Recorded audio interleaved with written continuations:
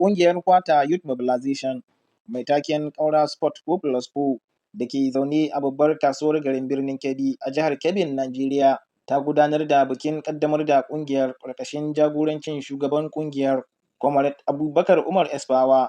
Bikin wanda ya gudana a ranar Asabar 22 ga watan uku na shekara ta 2025. Taron ya samu halartar manyan baƙi, 'yan kasuwa, 'yan siyasa da dai sauransu. Alhaji Muhammadu Dahiru shi ne General Manager na kasuwar garin birnin Kebbi, ya faɗi dalilin su na kafa ƙungiyar.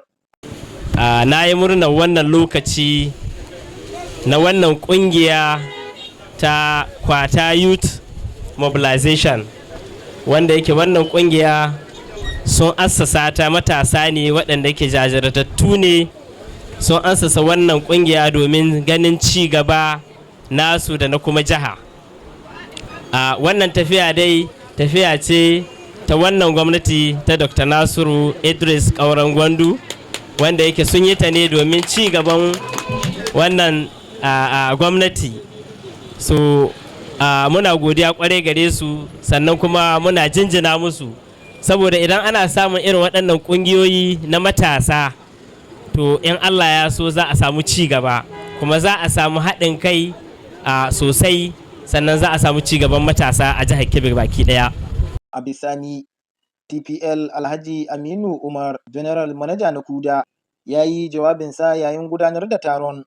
Wannan ƙungiya ce mai kishi, mai fafutuka a ci gaban wannan jiha da kuma ci gaban mai girma gwamnan Kebbi a wannan jiha tamu.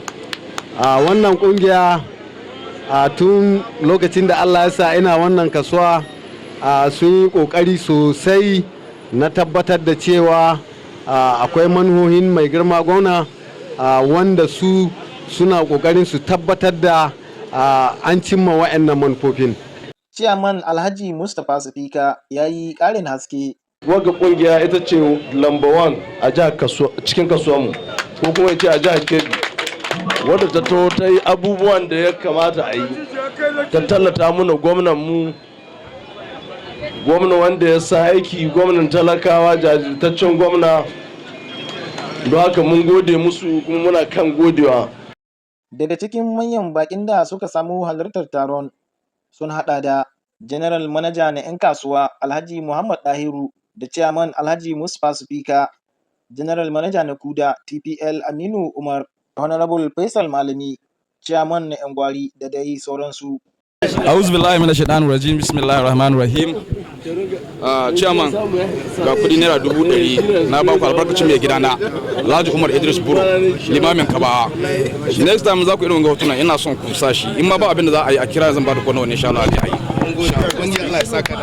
Ina faɗa muku in Allah ya yarda insha Allah Hajiya Hadiza Dr. Nasir Idris Kauran Gwandu kauna ga Excellence ta turo ni dan in wakilce ta ba da gudunmuwa ta naira 100,000 ta ce a ba wannan kungiya don su sha ruwa, kuma ta ji daɗi sosai, tana godiya da irin wannan karamawa da aka yi mata.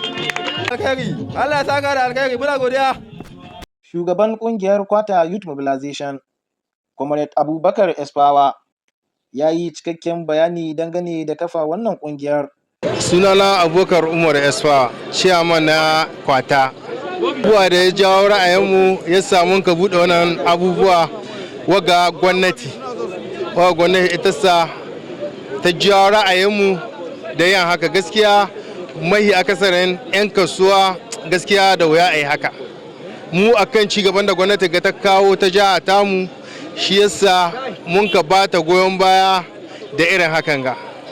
Ya ƙara da cewa an ƙirƙiri ƙungiyar ne domin bayar da gudunmuwarta ga gwamnatin Dr. Nasir Idris Kauran Gwandu. Daga ƙarshe, shugaban ya bayyana sunayen membobin ƙungiyar waɗanda suka haɗa da Sanusi Esfawa, Abubakar Yusuf Sarki, Abubakar Umar Esfawa, Abdullahi Bello, Bobby Collin, Abdulaziz Yusuf Sarki, Aminu Bello da dai sauransu. I don't believe in my life that I will be anything campaign to anybody or politics, because I don't like politics. But what Kaura Gwandu did here in KB make me to believe that there is good people in politics. You understand? Because Kaura Gwandu did well in Kebbi. Jay and Kebbi! Jay and Kebbi! Wanga gwamnati shine ya zo ya ce Inyamurai ga SA.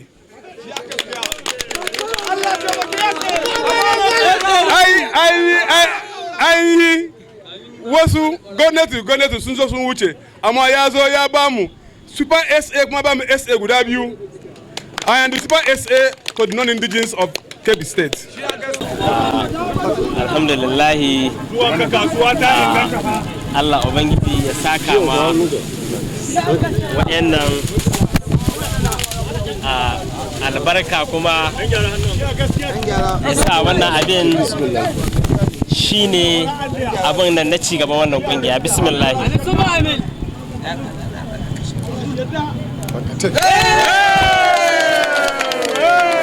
Daga birnin Kebbi, Nasir Usman mai Huke TV.